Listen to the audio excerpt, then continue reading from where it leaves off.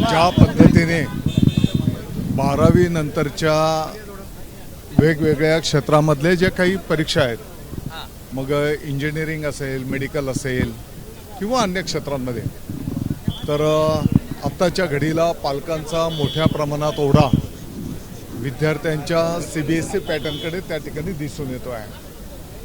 आणि म्हणून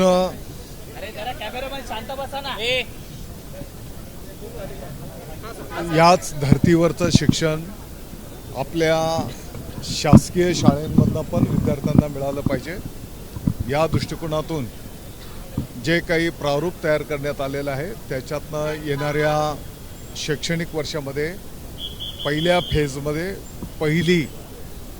इयत्ता पहिली या वर्गाच्यासाठी CBSE पॅटर्नवर आपण त्या ठिकाणी जाणार आहोत. येणाऱ्या वर्षभर आपले जे काही शिक्षक बंधू भगिनी आहेत, अधिकारी आहेत, या सर्वांना CBSE पॅटर्नच्यासाठी प्रशिक्षित करून मग पुढच्या वर्षाच्या मध्ये 2 टप्प्यांमध्ये पुढचे जे वर्ग आहेत त्याच्यामध्ये CBSE पॅटर्न आपण ॲडॉप्ट करणार आहोत. हा पॅटर्न हो, आत्ताच्या घडीला फक्त पहिलीचा.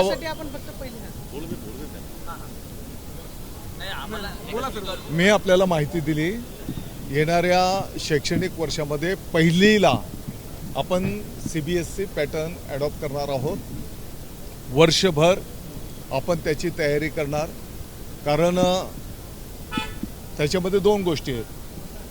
जे विद्यार्थी आता 2रीला, 3रीला, 4थीला, 5वीला जे कोण आहेत त्याला आत्तापर्यंतचं त्याचं शिक्षण आपल्या रेग्युलर पॅटर्नमध्ये आणि मध्येच त्याचा जर संपूर्ण आपण सगळ्या वर्गांचं जर आपण चेंज केलं तर त्या विद्यार्थ्यांना पण ते ॲडॉप्ट ते करू शकणार नाहीत आणि विद्यार्थी पण ॲडॉप्ट करू शकणार नाहीत आणि आपला जो शिक्षक बंधू भगिनी आहेत त्यांना पण त्या दृष्टिकोनातून आपल्याला प्रशिक्षित करावं लागणार आहे. आणि म्हणून वर्षभर ही प्रक्रिया आम्ही त्या ठिकाणी संपन्न करू आणि पुढच्या वर्षाच्या 2 टप्प्यांमध्ये पूर्ण शिक्षण आपण CBSE पॅटर्नवर जाऊ. CBSE पॅटर्न ॲडॉप्ट करत असताना जी काही आपल्याला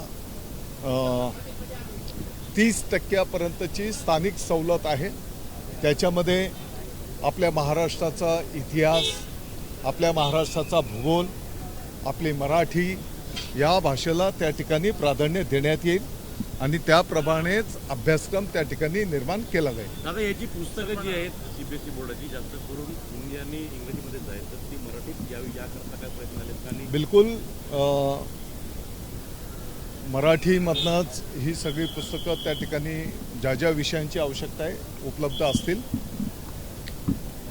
दुसऱ्या माध्यमांच्या शाळेंमध्ये सुद्धा मराठी हा विषय ज्या पद्धतीने आपला बंधनकारक आहे तो शिकवण्यासाठी सुद्धा जो काही स्टाफ आहे तो सुद्धा त्याच्याकडे मराठी शिक्षण असलेली डिग्री असली पाहिजे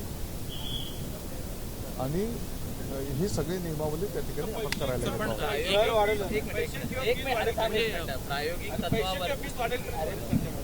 बिलकुल नाही.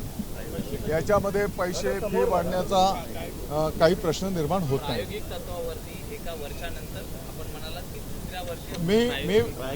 तुम्ही माझ्या तोंडामध्ये प्रायोगिक हा शब्द घालू नका.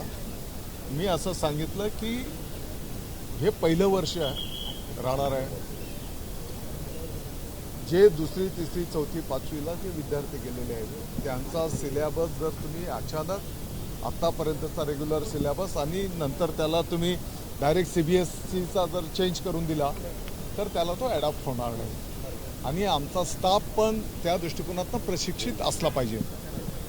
आणि म्हणून वर्षभर आपण ही तयारी करणार. शेवटी त्याची ती पुस्तकं तयार करणं, त्याचा तो सिलेबस, या सर्व गोष्टींना वेळ लागणार आहे.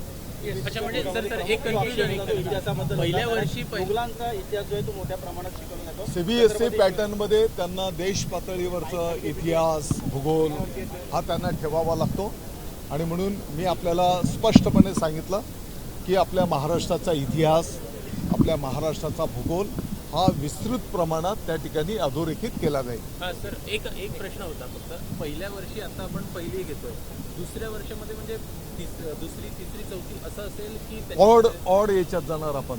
म्हणजे आता पहिली पुढचे 2 टप्प्यांमध्ये जाणार.